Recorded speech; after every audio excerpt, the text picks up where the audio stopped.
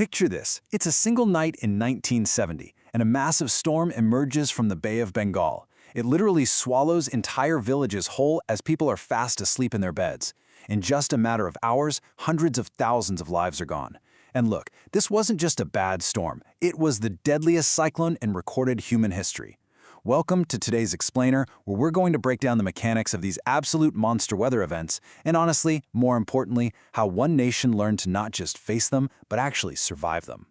300,000 to 500,000. I mean, just let that number sink in for a second.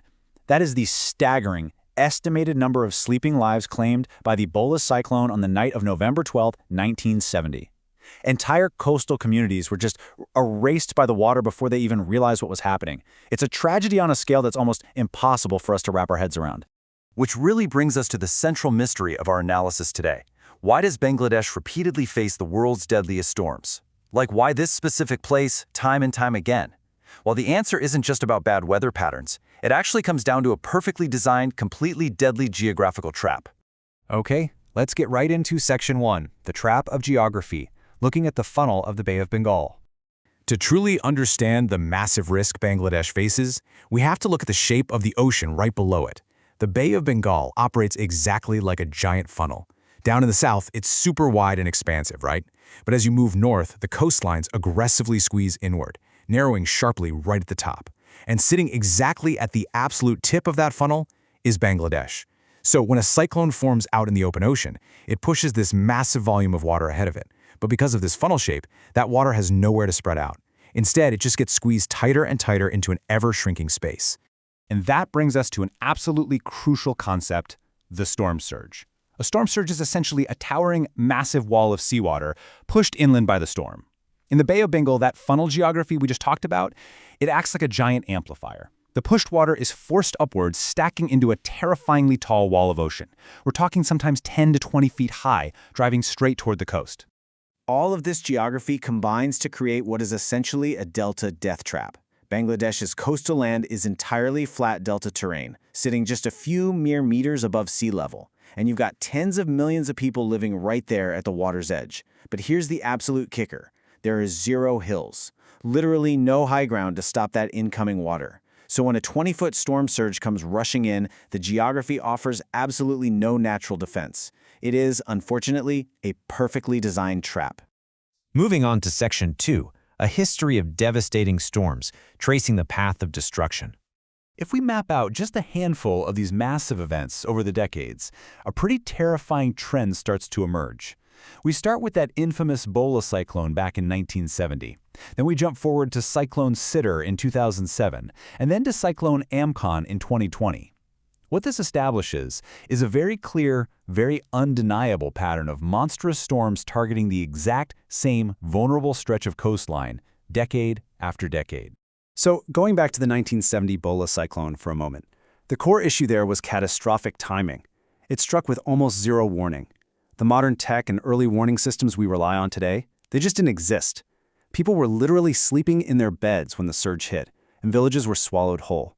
That total and absolute lack of preparation is exactly what led to the staggering death toll we talked about at the very beginning of this explainer. Fast forward a few decades, and the threat is just as intense. Take 2007's Cyclone Sidr, for example. This was a ferocious Category 4 storm, packing deadly winds well over 200 kilometers per hour. Sidr tore straight through the Sundarbans, which is this massive mangrove forest right on the coast, and it was utterly devastating. It killed thousands and obliterated hundreds of thousands of homes in its path. But then, we arrive at 2020 Cyclone Amphan. This was one of the strongest storms ever recorded in the Bay of Bengal, and it caused billions in financial damage. But wait, here is a surprising twist that we really need to unpack. Amphan was physically stronger than the 1970 Bola cyclone, and it caused vast infrastructural damage across the entire region.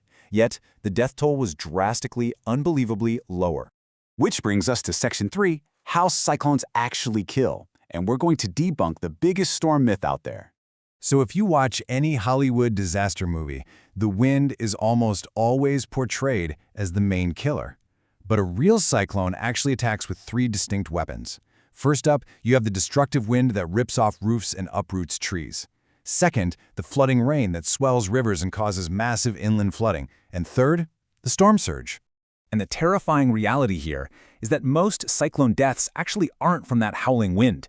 They are from drowning in the massive storm surge. When a 20-foot wall of ocean water rushes over a completely flat coast, where tens of millions of people live, there is simply nowhere to run. The surge is the true killer. And what that means is that early warning and physically getting to high ground isn't just some nice precaution. It is literally a matter of life and death. Which loops us right back to that stark turnaround we mentioned. Think about this. In 1970, the weaker Bola cyclone left hundreds of thousands dead. But 50 years later, the Ampon cyclone was a much stronger storm, yet there were vastly fewer casualties. How on earth did Bangladesh manage to achieve such a miraculous reduction in loss of life, especially in the face of a far more powerful natural disaster? Section 4. How Bangladesh Fights Back. From Victim to Global Teacher. So, following the unimaginable horror of 1970, Bangladesh made a choice. They didn't just rebuild things the exact same way. Instead, they engineered a world-class defense system based on 3 core pillars of resilience. We're talking thousands of raised cyclone shelters, cutting-edge modern forecasting and early warning systems, and finally, a massive, dedicated volunteer network. Together, these 3 solutions completely transform the country's survival rate. In fact, it serves as a blueprint for disaster management worldwide today. Let's look at that first pillar. Since nature completely failed to provide any high ground on this flat delta, Bangladesh basically said, fine, we'll build our own. Today, sturdy, elevated cyclone shelters line the vulnerable coastlines. These are purpose-built, multi-story concrete structures. They are specifically designed to withstand incredible hurricane-force winds, all while keeping the communities, and super importantly, their livestock, high and dry above that deadly storm surge. Next up is the massive technological leap. Modern forecasting systems now meticulously track these storms as they first start to develop way down in the funnel of the Bay of Bengal. This tech gives authorities the ability to broadcast highly accurate warnings long before the cyclone ever actually makes landfall. It completely eliminates that blind, terrifying surprise factor that unfortunately doomed so many people back in 1970. But, having fancy tech and concrete buildings is kind of useless without human action. As the saying goes, the real heroes are the volunteers, trained to race into villages with megaphones and sirens. There is literally an army of hundreds of thousands of local volunteers. The moment a warning is issued, they jump on bicycles, grab their megaphones, and race through remote villages sounding sirens. They make absolutely sure that nobody is left in the dark, and they actively help people evacuate to those shelters way before the surge even hits the shore. The ultimate takeaway from all this is just incredibly inspiring. Wealthy nations all over the globe are now studying Bangladesh's model. A country that was once totally defined by its tragic vulnerability has completely flipped the script. Through proactive engineering, smart tech, and just unbelievable community organization, Bangladesh is providing a literal masterclass in climate resilience to the rest of the world. They've genuinely become the ultimate teachers in how to survive disasters. So, I'll leave you with this final provocative thought. As storms continue to grow stronger globally due to shifting climates, will the rest of the world actually learn from Bangladesh's blueprint before the next surge hits? It's a critical question for all of us as extreme weather just becomes more and more common. Hey, if you found this analysis fascinating and want to keep understanding the complex systems shaping our world, make sure you subscribe for more explainers just like this one. Thanks so much for learning with us today.